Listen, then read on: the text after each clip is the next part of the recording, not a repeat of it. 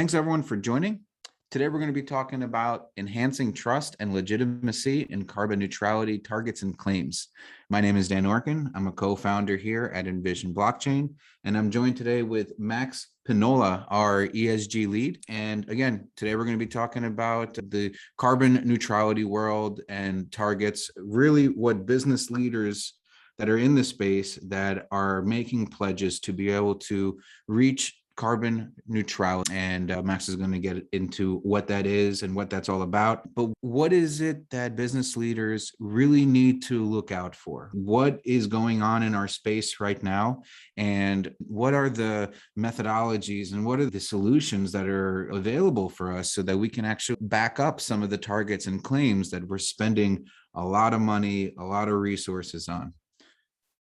So just a quick little glance about the agenda today. I see a lot of new faces in the audience here today. For those that know about Envision Blockchain, it's going to be just a quick little recap, but for those, it'll be just good for you to understand who we are and what we do. Max is then going to take it over and he's going to explain what is carbon neutrality. Probably it's a term that most have heard, but there is also a chance that maybe you haven't heard about it. And then we're going to get into kind of the meat and potatoes here. So I'm going to take a look at what are the existing flaws in the current system of measuring and verifying carbon neutrality. And then we're going to actually bring it all together. We're going to talk about how to back climate commitments with trust, which is really one of the most important aspects when you're making a pledge and when you're trying to prove it. Trust is everything.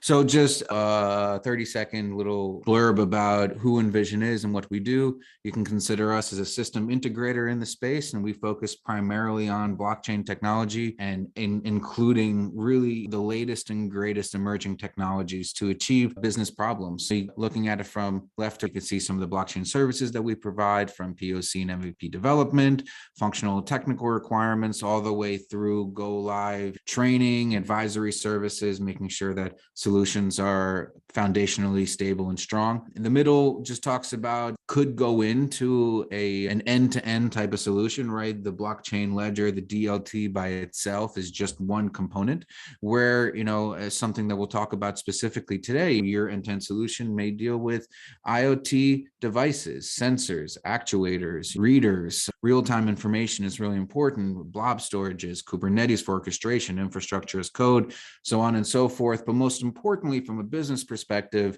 you probably want to start out with some of the workshopping. You may want to look into doing a carbon neutrality discovery session. There may need to be use case analysis or IoT use case analysis or AI use case analysis, and so on and so forth. Decentralized identity management is also a key component that you'll see specifically in some of the solutions that deal with what we're talking about today. But again, these are some of the services that we provide.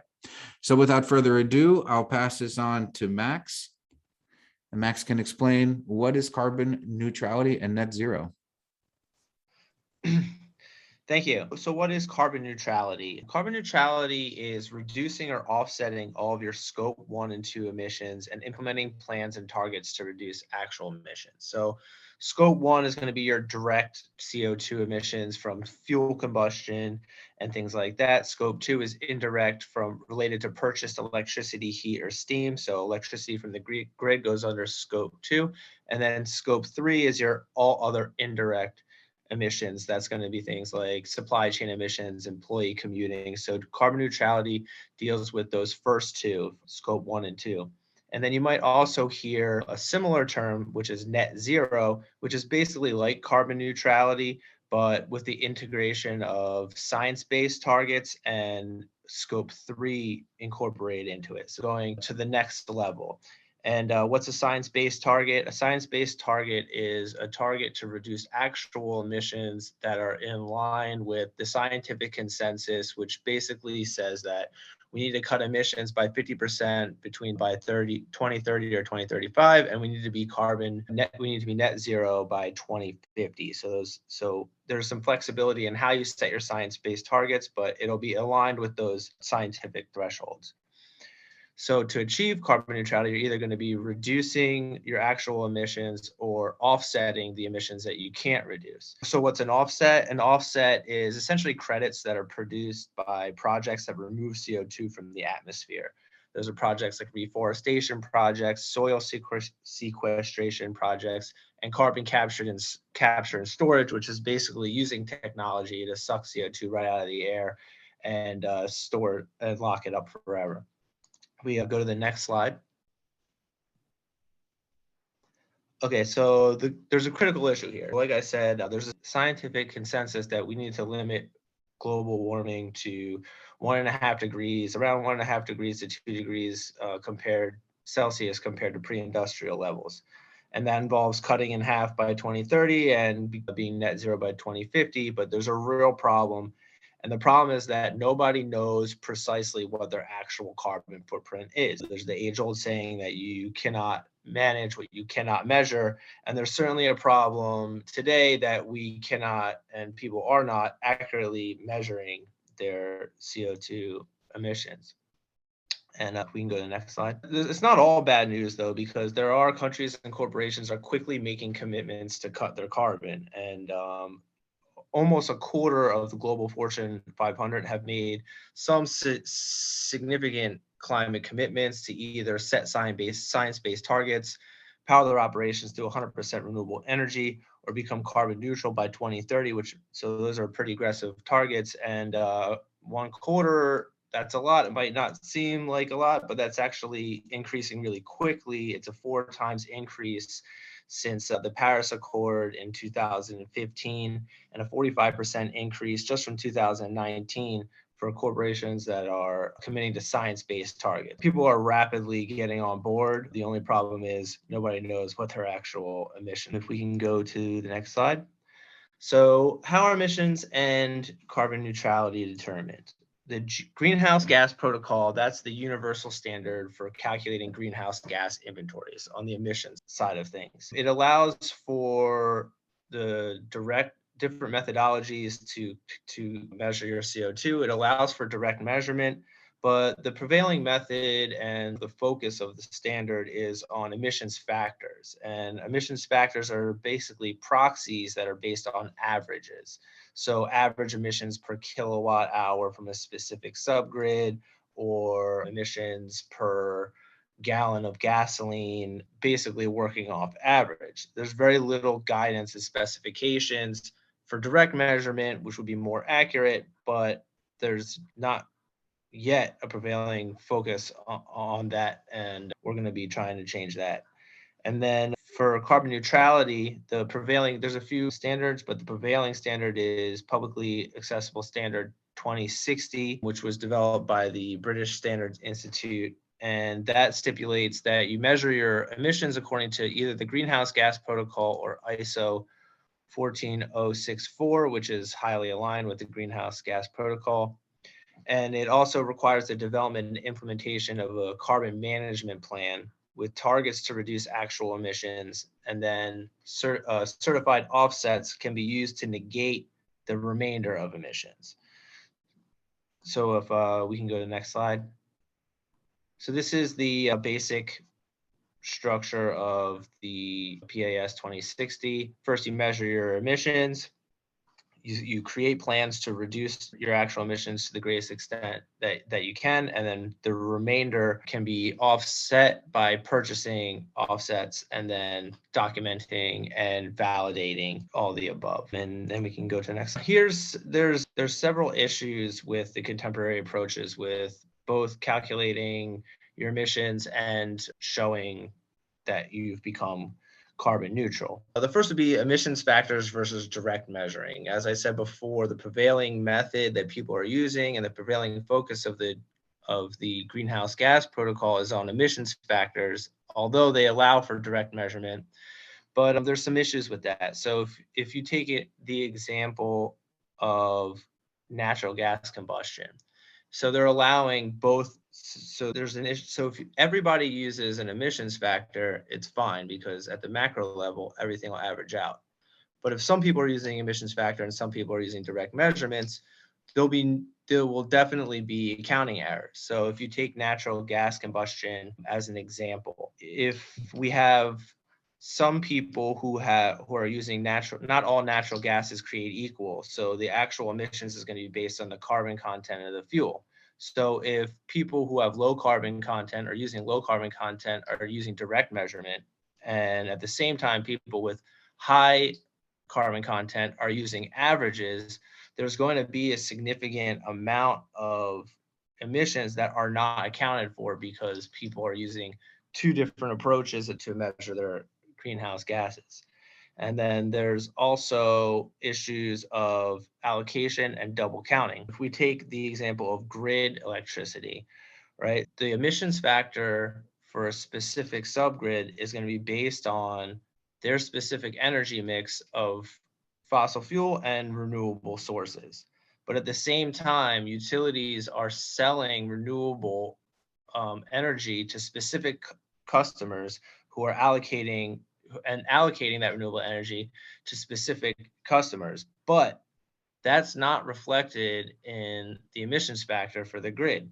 So when you're using an emissions factor, that's going to incorporate some renewable energy that very well may have already been allocated and sold to another customer, resulting in a significant amount of double counting. And then another issue is with the self-validation and lack of expertise. Both the greenhouse gas protocol and PAS 2060 allow for self-validation and assurance. But not only do they do that, but a lot of the times they're not being calculated or assured by people who are experts in greenhouse gas inventories. In fact, there aren't that many experts in greenhouse gas inventories, period.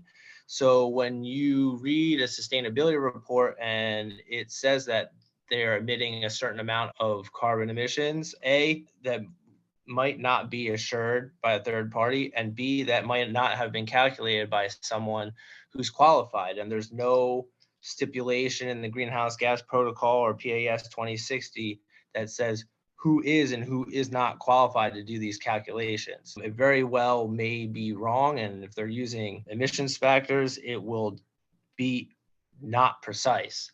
And that being said, with these few barriers and few data assurance requirements involved with these standards, if a company were interested in greenwashing, it wouldn't really be that hard because there's not that much in the way proving that this data is accurate and that this data is quality and that this data was either calculated or reviewed by someone who's an expert. And then another issue is the calculation frequency. Oftentimes, greenhouse gas emissions are calculated at the end of the year. So you don't really know how you're performing until the end of the year and it's too late. When the ideal way to measure greenhouse gases would be in real time so that you can identify and implement opportunities as they come along. And then another issue is that PAS 2060 does not require science-based targets. This is something that I expect might change in the future, although PAS 2060 does require you to set targets. The targets for actual emissions reductions, they don't require a specific level of ambition. So it's not exactly sustainable for a company to just go about business as usual and then just offset all of their emissions.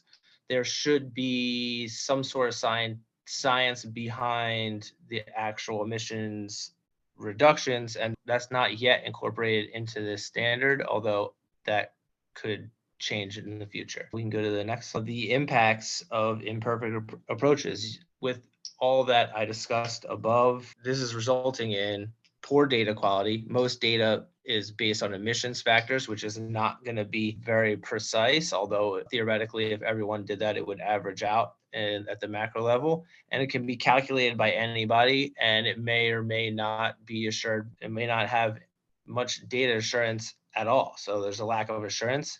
Data could be internally assured on both standards. And sometimes this data is assured by a third party, but oftentimes it's not. There's issues with double counting, allowing for both emissions factors and direct measurements will result in accounting errors. And there's risks of greenwashing. There's really not much in place right now to prove that what people say their emissions are is what their emissions are. And all these issues are all culminate in a lack of trust. When a company says that they're carbon neutral, do people believe them? Should people believe them? There's a lot to be said, and there's a lot to be done in terms of building more trust and accuracy into that. What Max just had put out there is all the issues, right? And just to kind of set the stage here, we can just boil everything down from the business side that these are the impacts of having an imperfect approach. So the question is, what do we do? Now, as a business leader that's watching this presentation, you're probably going to find yourselves in one of these 4 different categories, maybe multiple at the same time. And what does that mean?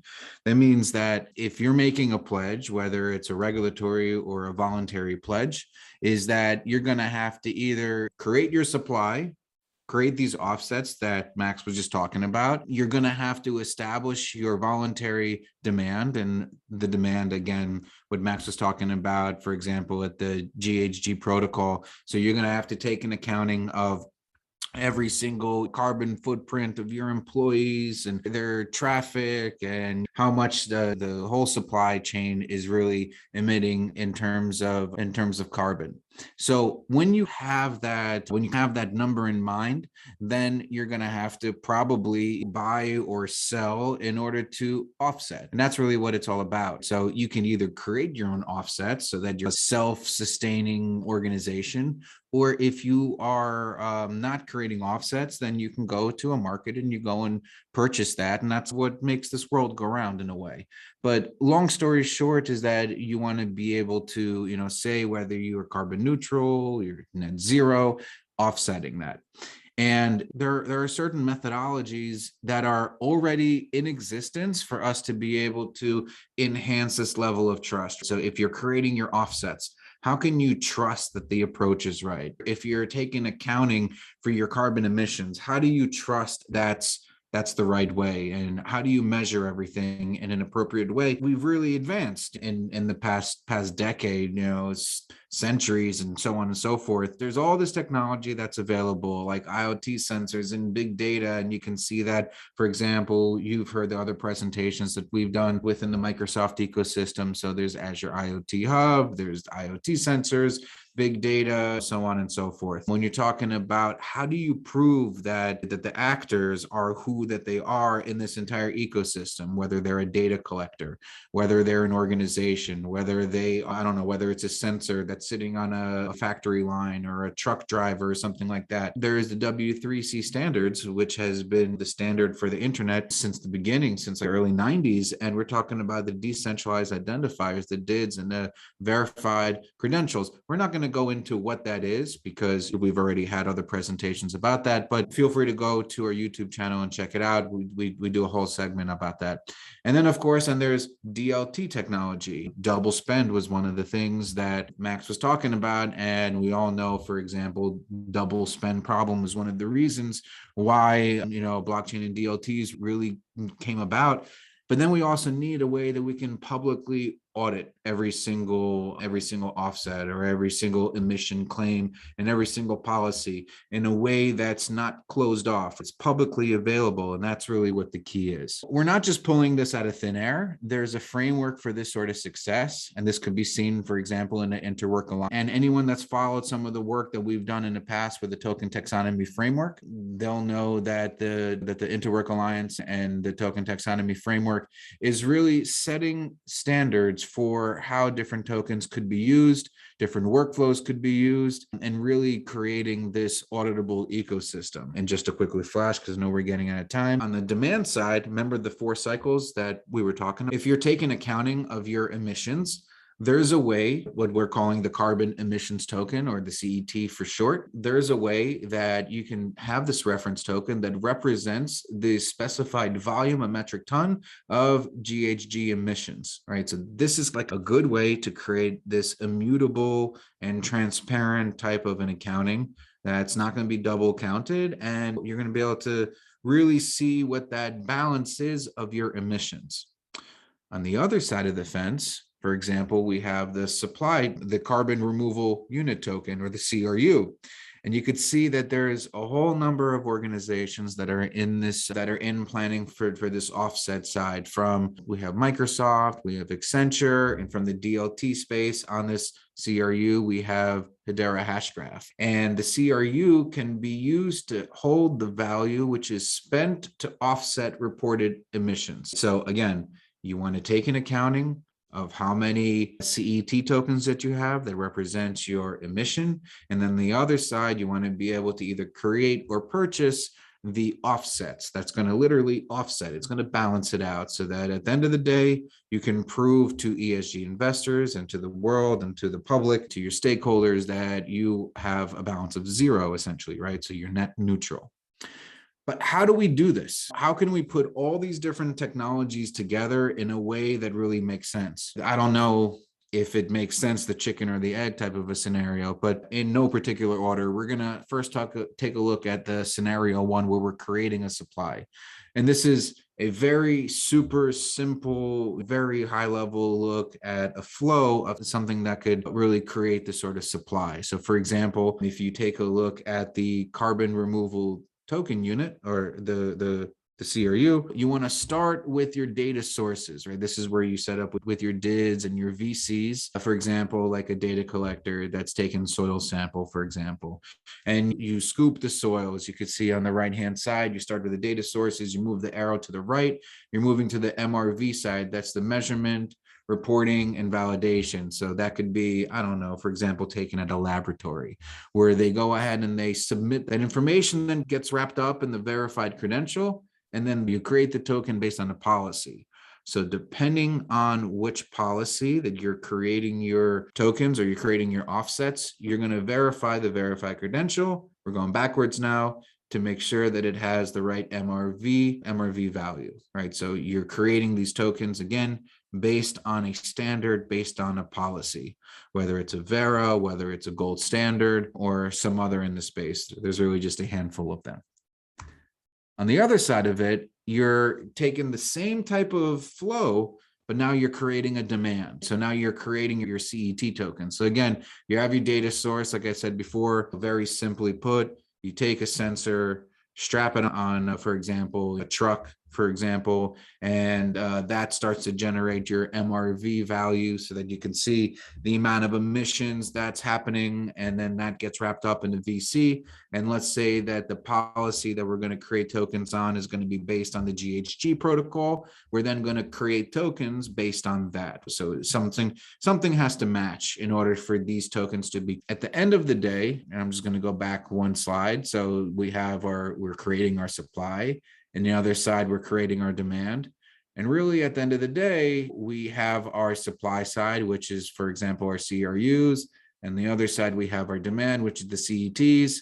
And eventually, we hope that we can, add another CRU on there so that we can then move that balance over to the middle. And then we're carbon neutral right now. If you look at this, looks like we're a little skewed to the CET side. We're not yet there. You get the picture of how we can move into more of a tokenized ecosystem where we can literally see a balance of where the CRUs and where the CETs are, and everything is based on a policy.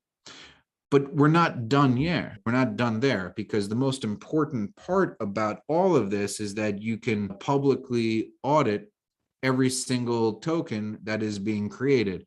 And not only that, can you not just take a look at the token that's being minted, but you can also see everything that's associated to that token, the entire supply chain. So from the creation of the policy leading all the way up to the minting of the token, whether it's a CRU or CET.